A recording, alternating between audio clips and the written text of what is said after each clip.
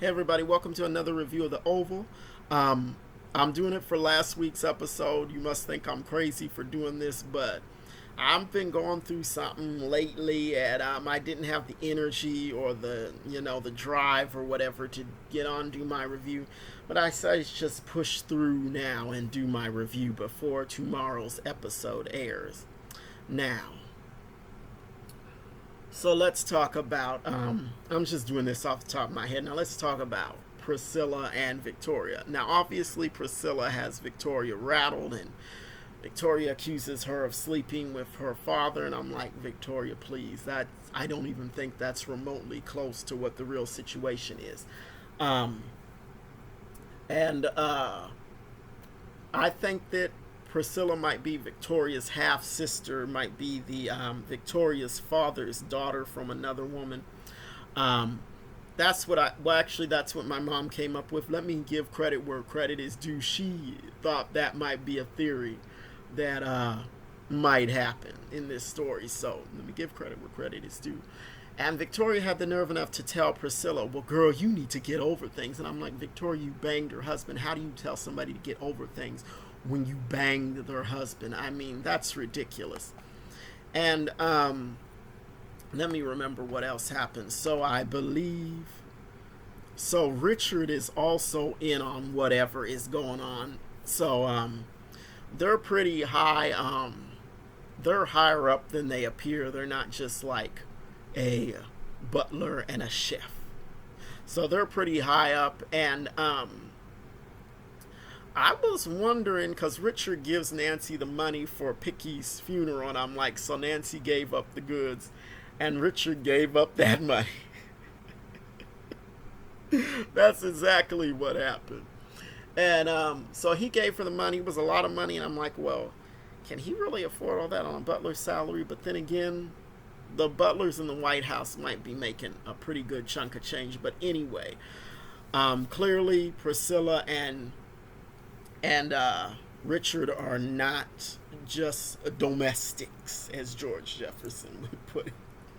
So they had that little conversation. Let me get into Jason. So Jason tried to hang himself, and I thought somebody hung him.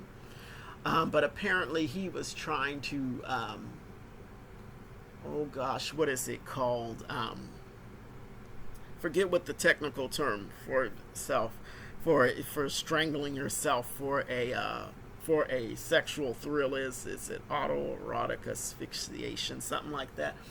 And so that's why he was hung up there. He was trying to get a high, and he's asking Alonzo, have you ever been choked during sex? Are you a freak? And I'm like, Jason, you have a lot of nerve asking somebody if they're a freak with your crazy self. And Alonzo is just like, he does not want to be a part of this. And what's his name? Alan had texted him and was like, are you on for tonight? And he's like, no, I'm still at work. And Alonzo has to stay there till the relief guy gets there. And you can tell that Alonzo loathes Jason. And with good reason, because Jason is disgusting. And yeah, I already talked about Richard giving Nancy that money, and I'm like, okay, I guess you can screw your way to forgiveness, or at least get on the track to it.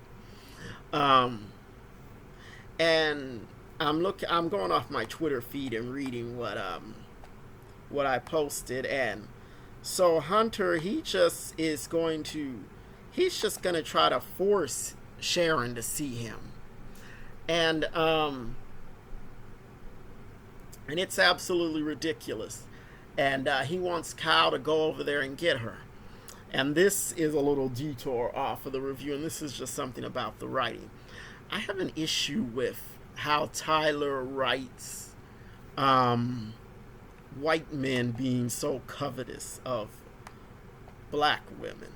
So particularly Hunter, because Hunter is just like completely disrespectful and disgusting, and I'm like, is this really the image you want to portray on this show, Tyler? This powerful white man, just sort of treating black women like crap, like objects and all that. Is that what you really want to portray? And Where else did I notice it?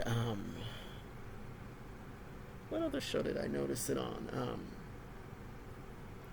The haves and the have-nots, because Jim Cryer could get real disgusting sometimes. And he was disgusting with all women, but particularly when it came to black women, he was real racist and nasty. And I have a little problem with that, so I'm just putting that out there. So, what else happened? So, I believe that did... Yeah, so Kyle had left the hospital. Not Kyle. What's the guy?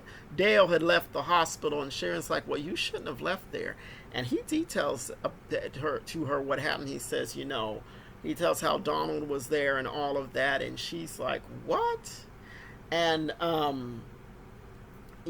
she's like, she was telling me she should have stayed in the hospital. And, she's very concerned about him. And he's pretty much the only person that, she's pretty much the only person that he has. Sharon's the only person that really cares about Dale. And so he needs to stick close to her, and, that's his friend. And so like I said, I'm going to do this real quick. I want to wrap this up and not take up too much of your time. So at the end, Sharon was closing up the pharmacy, and so after she's finished, putting the close sign up at the door, she